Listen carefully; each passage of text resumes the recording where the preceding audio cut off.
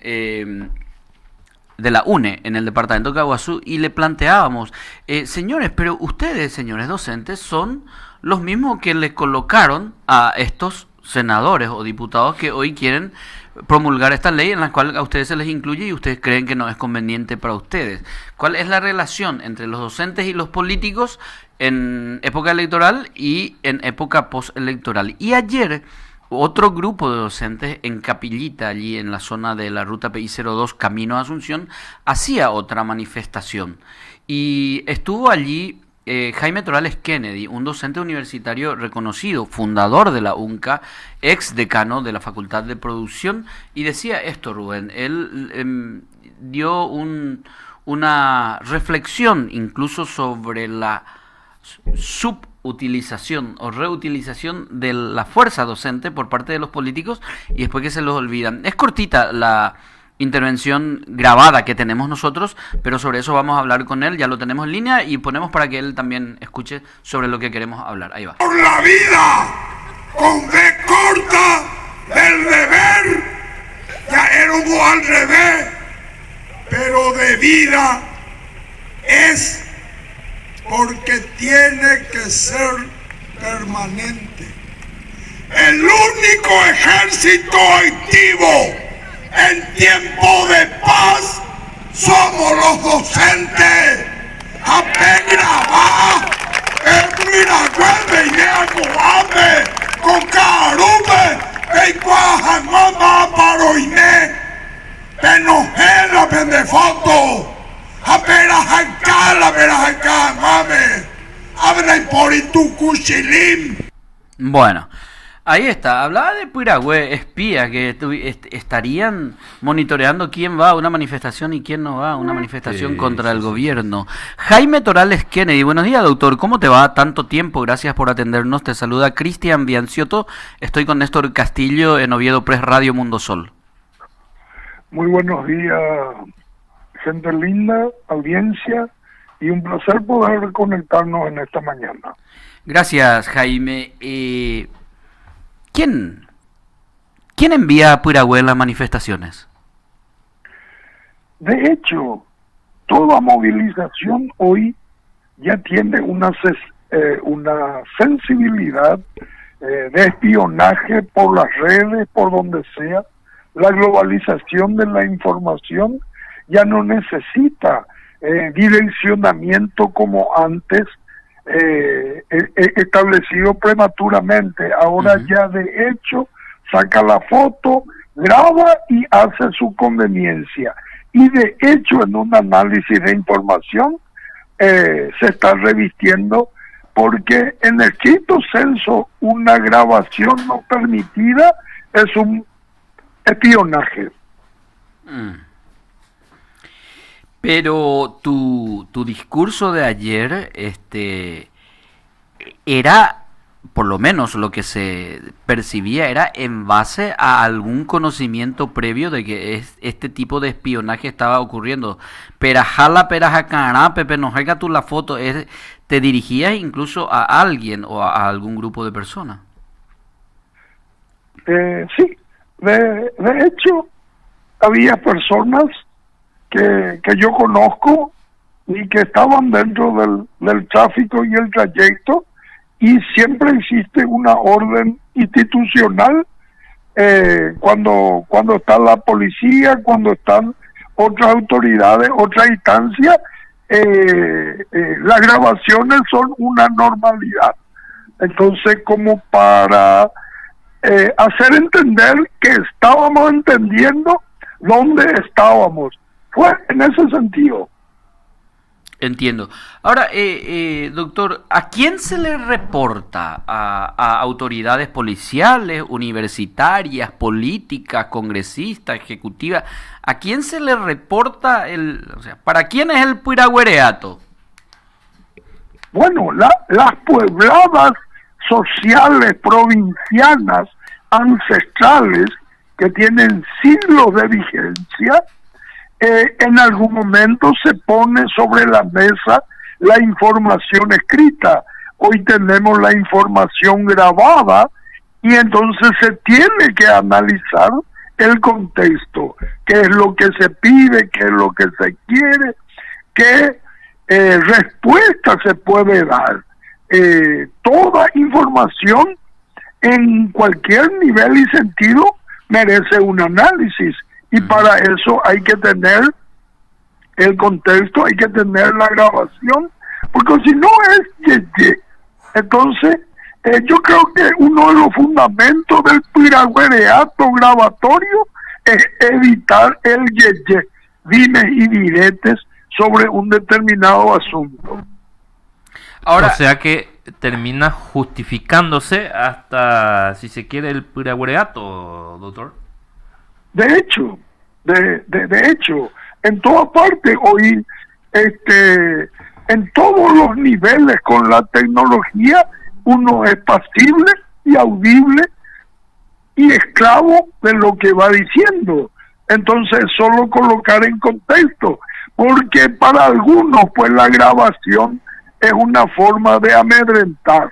Entonces, lo que ayer hice fue una aclaratoria de que las grabaciones no incidían sobre lo que yo pretendía expresar, y esperaba que así sea también con los otros compañeros en esta cruzada por la dignidad, por la libertad y por sobre todo por la ecuanimidad en la educación paraguaya en todos los niveles, primario, secundario y terciario. Ahora, doctor, en algún momento hiciste una analogía sobre la utilidad de los docentes, cual si fuera un electrodoméstico que tiene una vida útil de 3-4 años y después se los tira. Hiciste esa analogía haciendo referencia a la clase política que con esta ley pretendería que ustedes sean ese tipo de profesionales utilizados por cierto tiempo y luego tirados a la deriva. En realidad no fue directamente sobre el tinte político, sino fue sobre... Pero ¿quién decide esto? Los políticos. Y lo intangible, porque en primer término hice una aseveración diciendo que en tiempo de paz el único ejército activo es la docencia. Somos los docentes. Nosotros somos los que hacemos la guerra a la ignorancia. Y entonces nosotros no podemos ser descartados, evaluados, arreglados cada cierto tiempo y con antojadizas circunstancias. Nosotros tenemos que ser promovidos, tenemos que ser evaluados, tenemos que ser controlado, entre comillas, dentro de un proceso, así como nosotros hacemos en aula, en la academia. Y porque el docente, con esta ley que pretende, es evaluar cada cierto tiempo, y si no funciona más, entonces está descartado. Y nosotros estamos trabajando con seres humanos, educación con rostro humano. O sea, ¿quién motiva al motivador? ¿Quién arregla al arreglador, entre comillas?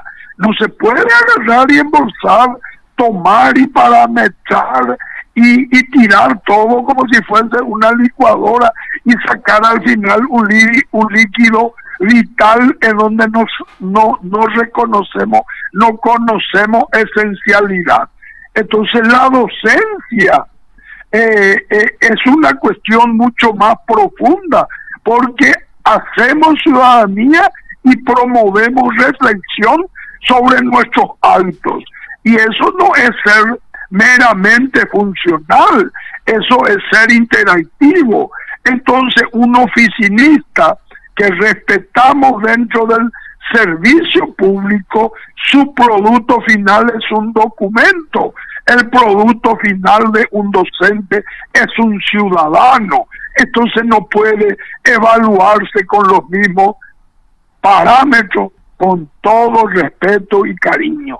El que propuso esta ley no tiene la mínima idea sobre el ser humano. debe ser un afín a la robótica, a la cibernética o a cualquier tica menos ética en un proceso evaluativo de docente o de enseñanza-aprendizaje. Y contra eso elevamos nuestra voz y contra eso gritaremos en la llanura o en donde sea. Ahora, doctor, aquí viene, a mí, o sea, hay algo que a mí me llama la atención y no me cuadra el por qué. Y voy a plantearte esto un poco extenso para contextualizar.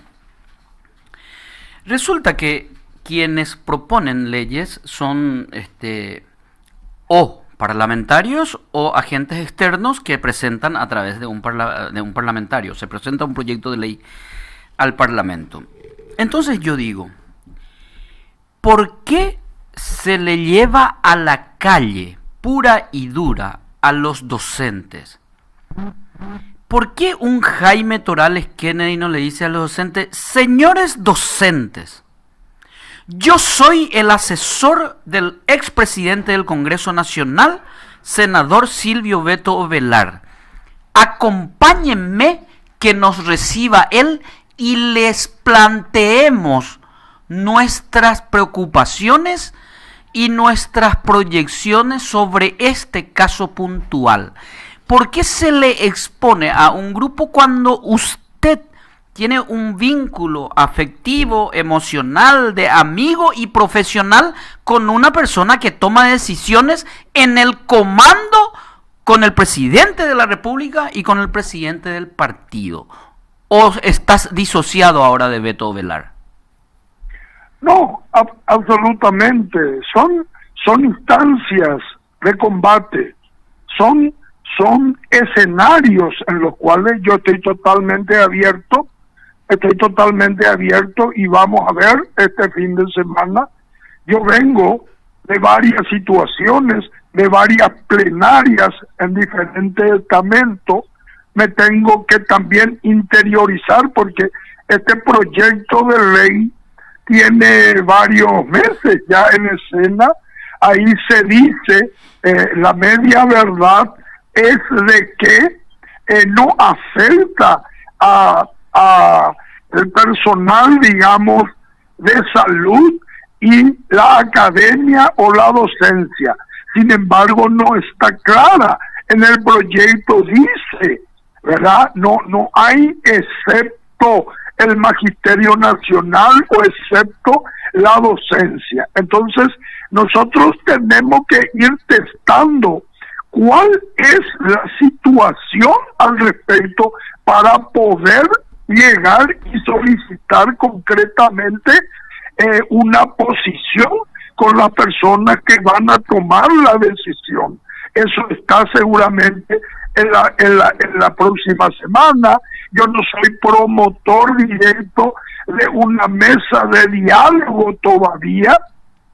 Estoy apoyando conceptualmente la posición respecto a educación. Eso no significa de que se cerraron otras puertas. Estamos en conversación en este momento. Yo elevo una voz en nombre de ese párrafo o en contra de ese párrafo que dice el proyecto de ley, donde dice universidades y docencia universitaria. Nosotros tenemos nuestro propio sistema de evaluación, los docentes tienen su propia ley, su sistema de evaluación. ¿Por qué tenemos que mezclarnos todo en esta oportunidad cuando los productos, cuando los objetivos finales son diferentes? Yo creo que está comenzando el gran debate sobre la educación en este país finalmente, que no exista más reforma para una nueva proforma que se tiene que volver a la reforma. Es hora, es la primera vez que se elevan voces de los tres estamentos, porque en la universidad nosotros recibimos productos de las escuelas que van a los colegios y de los colegios a las universidades.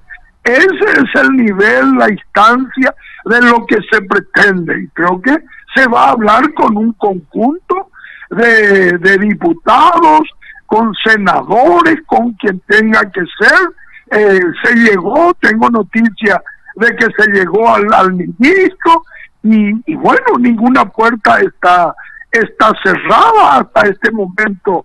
Pero lo que yo lamento, en principio, es la falta de criterio y conciencia de los que promovieron este proyecto, para mí, en un oscurantismo solapado o no sé con qué intenciones, porque jamás, si uno está promoviendo una ley, puede solapar arbitrariedad.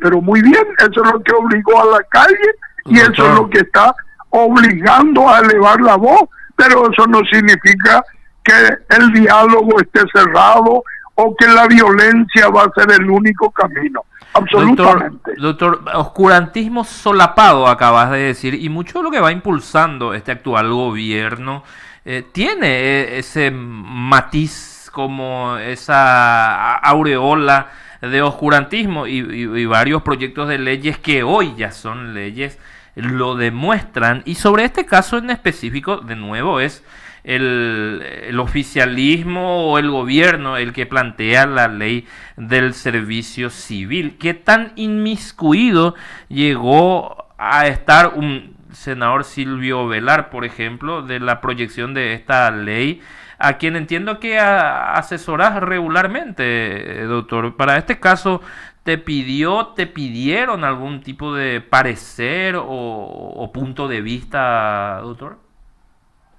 No, a fuerza de ser sincero, yo estoy concentrado en este momento sobre el municipio Coronel Oviedo. Soy una persona que presta servicios de asesoría en la municipalidad y también presto conversatorio o criterio, o por lo menos en el nivel de análisis y opinión, cuando tengan la oportunidad. Sobre esto, solamente tuve la invitación de la Central Nacional de Trabajadores, en donde existe una instancia de análisis sobre el tema educación, y participé de las reuniones en la instancia de educación superior, que es por primera vez, ¿verdad? Entonces, participé voluntariamente de una convocatoria plenaria. A mí me interesa este país, yo voy a vivir en este país, vivo en este país, entonces no creo que con arrebatos oportunistas clandestinos, ¿verdad?, por si se haya quedado corto el oscurantismo premeditado. Este no es un país lechadito, este no es un país de Ndachey, este es un país de todo y tenemos que comprenderlo, entenderlo, trabajarlo, promoverlo y convivirlo en tal carácter. Y eso no necesita ser pro, para, menos o por, sino sencillamente, si uno cree que hay algo injusto que te mueva. A mí me mueve la injusticia, me mueve la libertad, me mueve la dignidad y por sobre todas las cosas me mueve el futuro de los niños, porque ahí está la nación. Ahí no está el Estado en esencia, está la nación. Y sobre eso, nosotros tenemos que aprender a diferenciar gobierno, Estado y nación, para que podamos tener voces que realmente pueda taladrar un techo férreo de la ignorancia, de la opresión o el autoritarismo o como sea. No podemos más promover educación extrapolada. Tenemos que hacerlo a partir de la realidad, a partir de tierra adentro, a partir de nuestra cultura, de nuestra idiosincrasia. Educación para paraguayos, de paraguayos, con paraguayos, por paraguayos y paraguayas. Ahora, eso que acabas de decir, de que no necesariamente, y me parece hasta siquiera un discurso bastante idealista, doctor, no hay que ser pro, para, por, o jugarse siempre a favor de un sector, parece estar distante de lo que es la realidad. Hoy se ve mucho sectarismo, doctor, y que es impulsado desde el oficialismo mismo, desde el gobierno, su entorno político, su partido que lo sostiene, su liderazgo, y que casualmente es en el que vos estás militando, doctor, y conozco al menos... Parece un contrasentido sí, lo del doctor. Conozco de tu idealismo, hasta empedernido si se quiere, doctor, pero son menos los que sueñan de ese modo. Vamos a Pope... Se sobrepone. Una peñez enduivi con la entorno político, doctor. Te coloco 3 premisas. 1, soy leal al partido, jamás obsecuente. Yo tengo lealtad de años, de más de 40 años de lealtad, pero eso no significa obsecuencia, ni un minuto de obsecuencia. 40 años de lealtad a los principios, a los valores, a los ideales. Premisa 2, no se puede matar el nicho del ideal. Es el último bastión ciudadano, humano, que se debe promover. No hay idea sin ideal, no hay causa sin idea. Entonces nosotros tenemos que construir el nicho sacrosanto del ideal, aunque en este momento seamos pocos. Por eso, tercera premisa, una voz en la llanura vale más que el silencio en la montaña. Está perfecto, estoy de acuerdo contigo. En la peñejendú y pico, no, yo no voy a hacer juicio de valor de los niveles, de los estamentos, de la oportunidad en este momento. Pero el silencio cómplice no será parte del constructo que hoy yo promuevo como persona, como educador, ¿verdad? Entonces, si en años tuve el apodo de niño, prefiero morir niño, ingenuo, pelotudo, pero jamás hipócrita y de frente ante la historia, vivir con transparencia. Y te grafico esto. ¿Qué hace un niño chiquitito sacando el pilín y orinando frente a vos? Ningún temor tiene. Y así debemos ser hasta la eternidad. Ese es el punto, compañero. No importa. Somos uno, somos pocos, somos más. Martin Luther King comenzó su lucha en la esquina en Washington, 5 personas. Cuando le derrocaron a Banzer en Bolivia, una señora comenzó con un cartel colgando por su cuello en una plaza. Entonces esta voz que hoy se puede silenciar, porque no es solamente mi voz, va a seguir, hay otras voces, se van a sumar.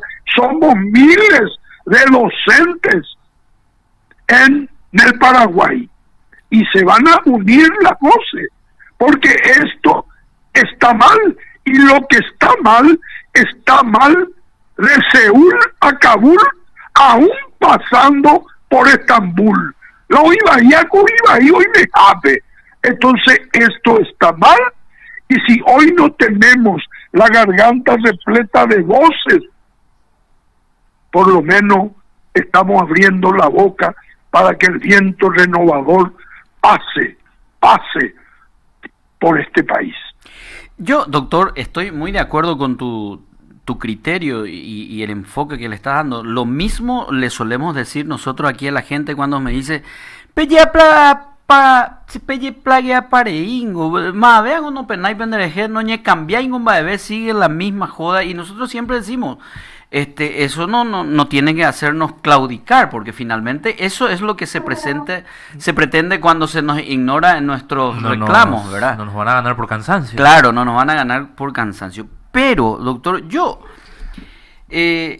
con todo el aprecio que te tengo, y tengo que hacer esta aclaración,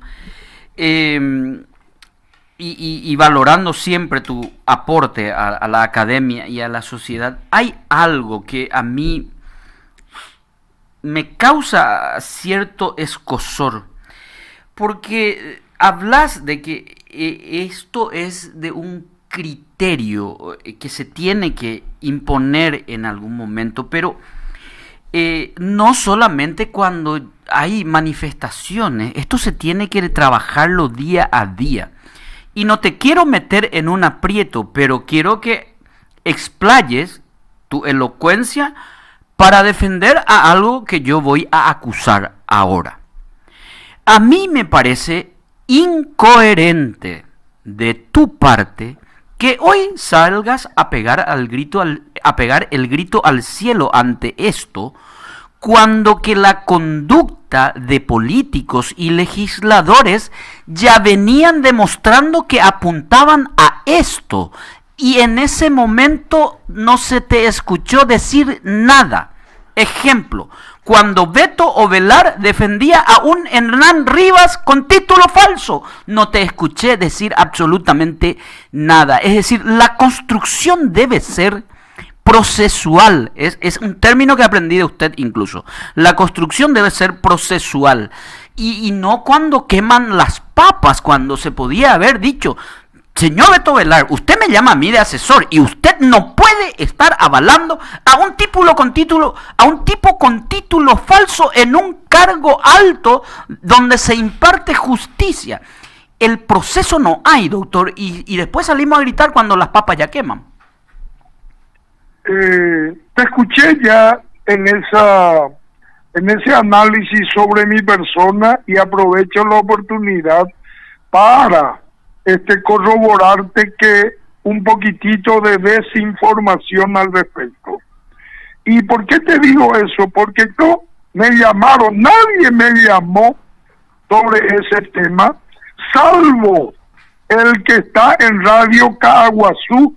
Me invitó a una entrevista una mañana y ahí dije claramente que el peligro en la educación paraguaya no es el COVID, es el virus HR, y debe estar grabado. Yo no salgo a atropellar para colocar mi opinión preponderante, es bueno, pero jamás voy a eludir, y eso vos conocés, la audiencia, sí, mi ciudad, Coronel Oviedo, cuando a mí se me pregunta. Entonces, yo cuando aquella le dije el virus HR, y voy a seguir sosteniendo de que se tiene que promover transparencia, claridad, así como tiene que, si nosotros institucionalmente, como facultad, como universidad, tenemos valores y principios, no podemos nosotros con arrebato solucionar. No es más tiempo de decafonas, de decafones.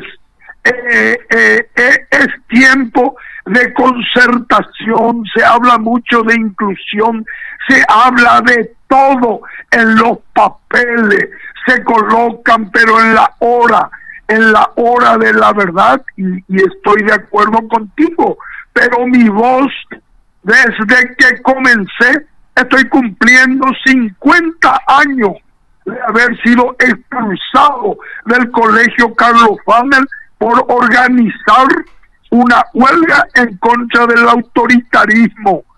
Hace 50 años fue en este junio que me apresaron en la delegación de gobierno por un discurso en donde no le nombré a las autoridades un 12 de junio como presidente de FESO. O sea, Lo que yo hice, no soy la última Coca-Cola, no soy la Excelsior, pero por favor, yo creo que aunque no sea el todo necesario, soy una pequeña parte de que en algún momento reclamó y nunca mezclé, como dirían los colombianos, la mierda con la pomada. Cuando es administrativo, y cuando es pedagógico.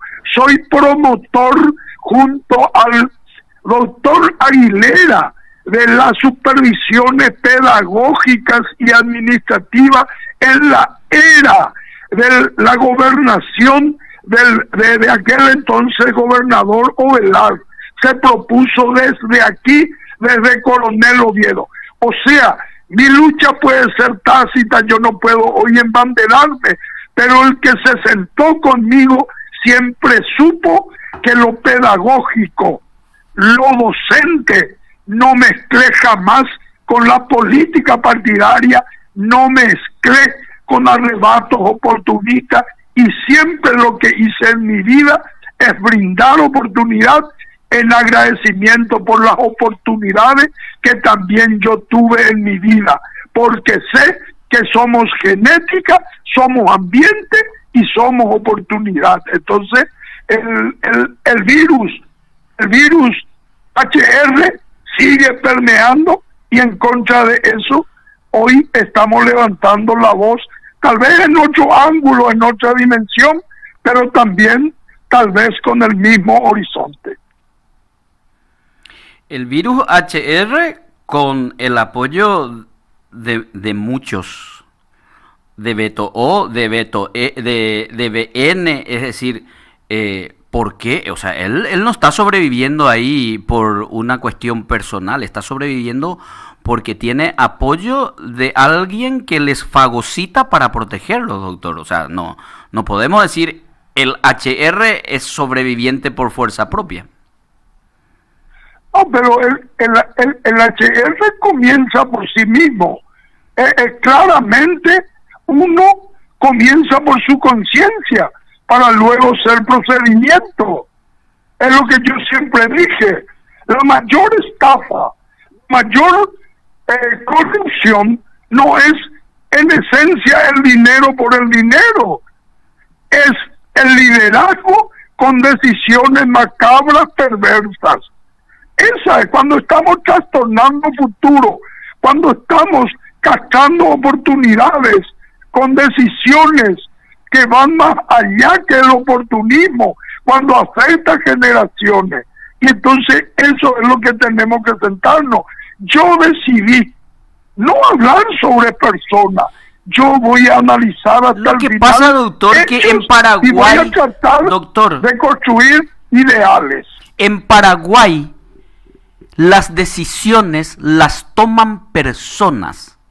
Y si nosotros ignoramos que las personas son las que toman decisiones, estamos haciendo un análisis superfluo que no involucra ni responsabiliza a nadie. Por eso es que cuando uno va a elección o cuando hace campaña, los afiches tienen fotos y nombres de personas que quieren ser responsables de la toma de decisiones de la vida de los paraguayos en el Paraguay.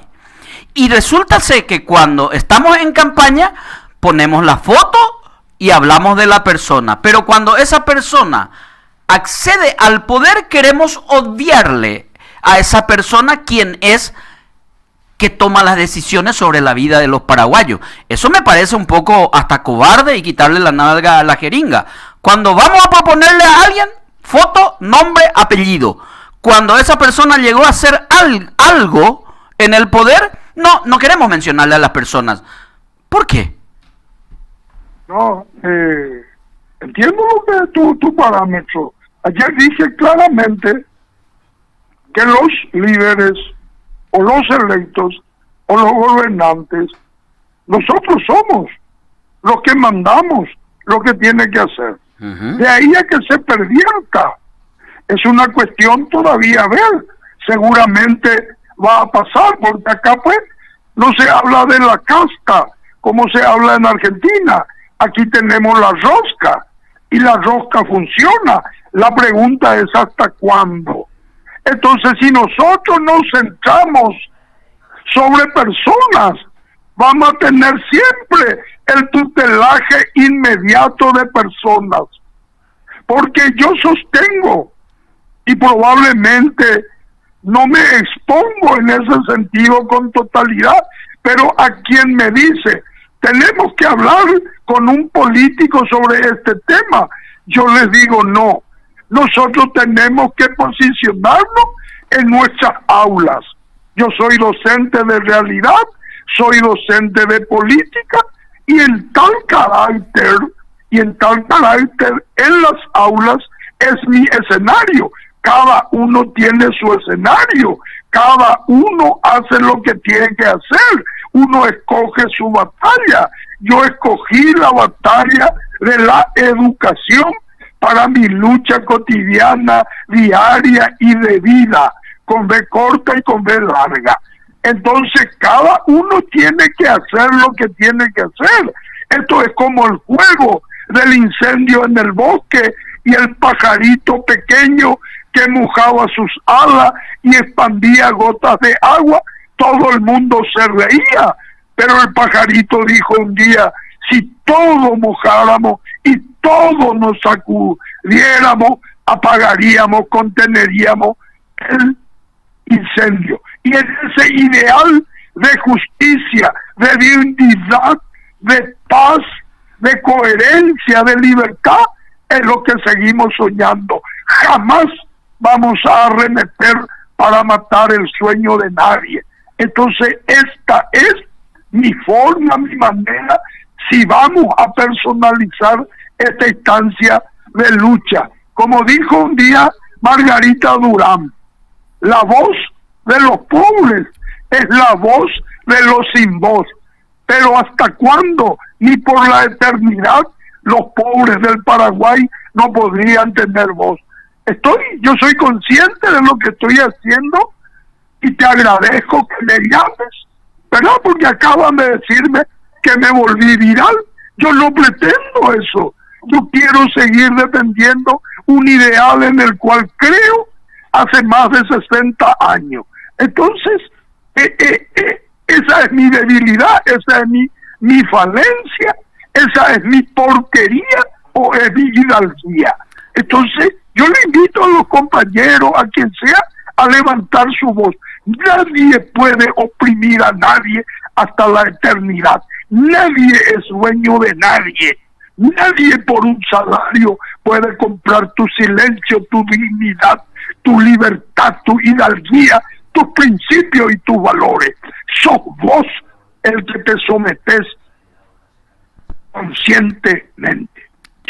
Totalmente de acuerdo, doctor. Y yo creo que esta conversación es un debate público sobre algo que tiene que ver con un déficit grandioso en el Paraguay, que es la educación. Me parece sumamente saludable. No es no estamos haciendo una cuestión inquisitoria sobre nadie, sino que estamos exponiendo realidades y debatiendo sobre el punto. Pero, aclarado esto, quiero disentir en algo muy básico, porque resulta que en Paraguay el sistema democrático vigente y ahora el sistema electoral vigente se cambió. Hace que hoy en día no votemos a un cuerpo legislativo apiñado en un grupo sin que sepamos quiénes son. Hoy en día en la urna electrónica está la cara, el nombre, el partido y la lista de a quienes elegimos. Es decir, eso hace que nosotros seamos responsables directos, nosotros los paraguayos electores, seamos los responsables directos a las autoridades colocadas en elección en cada uno de sus puestos. Es decir, yo identifiqué a quién le estoy dando mi mandato representativo. ahí es donde no logro entender, a lo mejor tenés toda la razón del mundo, pero yo no logro entender, en base a esta lógica que acabo de exponerte, por qué cuando hay falla, cuando hay déficit o cuando hay que hacer ajustes sobre las acciones públicas de estas personas electas, no tengamos que personalizarlos. ¿Por qué? Porque son ellos quienes proponen, y el que no propone vota. Es decir, hay una responsabilidad intrínseca, personalizada de la clase política a quienes le elegimos por su nombre, apellido, lista y partido, doctor. No hay mal que dure 100 años ni cuerpo que lo resista. Acabamos en estos minutos de incidir sobre la ciencia y la conciencia de alguien en este país. Acabamos, aunque sea un intangible.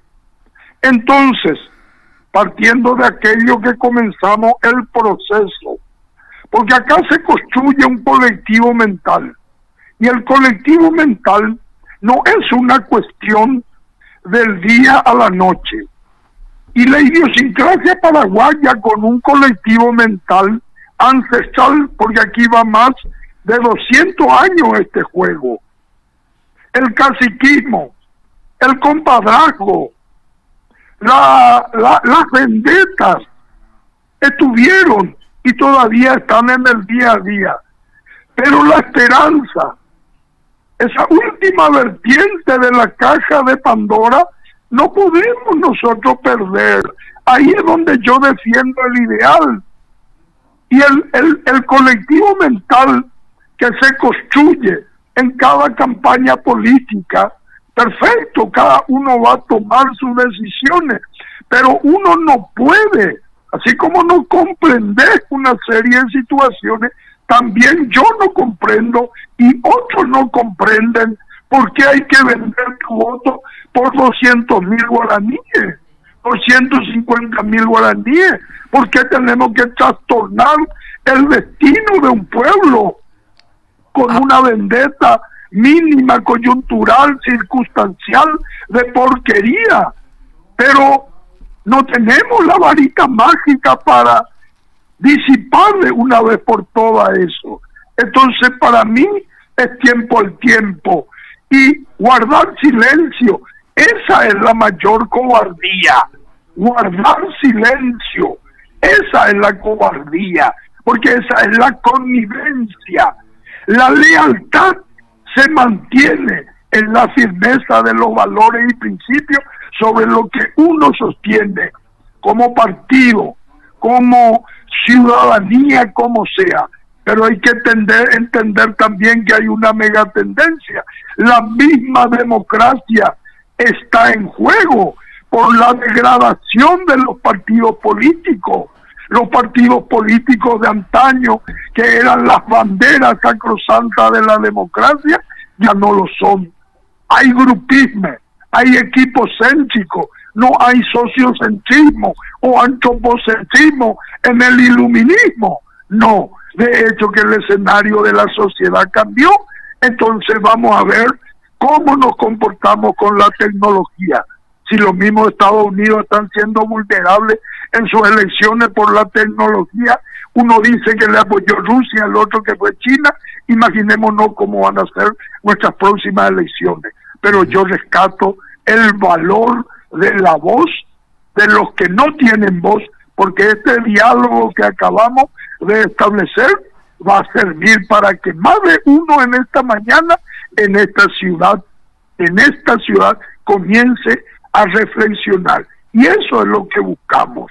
Y eso no va a ser, las masas ejecutan. Por eso hay que evitar masa. Por eso hay que evitar pueblada, hay que evitar un montón, hay que construir mesas de diálogo, y más aún en todos los niveles de educación. Es hora de que nuestros niños, niñas, tengan un futuro promisor, y eso depende de los docentes, eso depende de las autoridades.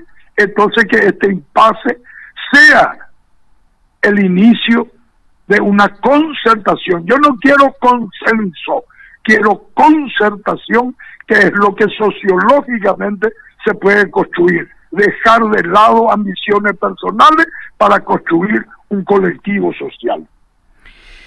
Doctor Jaime Torales Kennedy, te agradezco muchísimo por tu tiempo y por esta claridad en tus criterios. Pero permítame, y esto no es para yo cerrar la entrevista con ninguna ventaja sobre lo que pienso y sobre mi criterio sobre el tuyo, pero yo no puedo dejar pasar algo tan importante que dijiste. Hiciste una retórica. No podemos entender por qué la gente vende su voto por 100.000 o por 200.000. Y yo te voy a dar la explicación. Tu asesorado, a quien vos sos leal, Beto Velar, sale en los asentamientos 3 noches antes de las elecciones a ofrecer dinero por los votos. Esa es la explicación que responde a tu retórica, doctor. 3 cuestiones nomás. Nunca lo acompañé, de manera que no tengo la precisión. 2, si pero él lo admitió, doctor, él lo admitió. Bueno, entonces guardo silencio, ¿verdad? Pero digo que ese es un vicio no solamente atribuible a unos pocos, y que en las instancias en donde sea, de cualquier manera, yo admiro a todos los líderes políticos regionales, porque con ellos vamos a cambiar la historia de este país, y ojalá la concertación que hoy se vive en el Caguazú dure, no digo hasta la eternidad, porque es imposible medir la ambición, pero es hora de concertación, ya no es hora de la compra. ¿Te recordás ese programa de televisión, Hora de la Compra? Cambiemos hora de la compra por hora de la concertación, de las conversaciones y por el diálogo fecundo. Muchas gracias por esta mañana, por esta oportunidad. Háganlo de la mejor manera. Gracias, Jaime. Te mando un abrazo. Mi aprecio de siempre. Se fue Jaime Torales Kennedy hablando claro.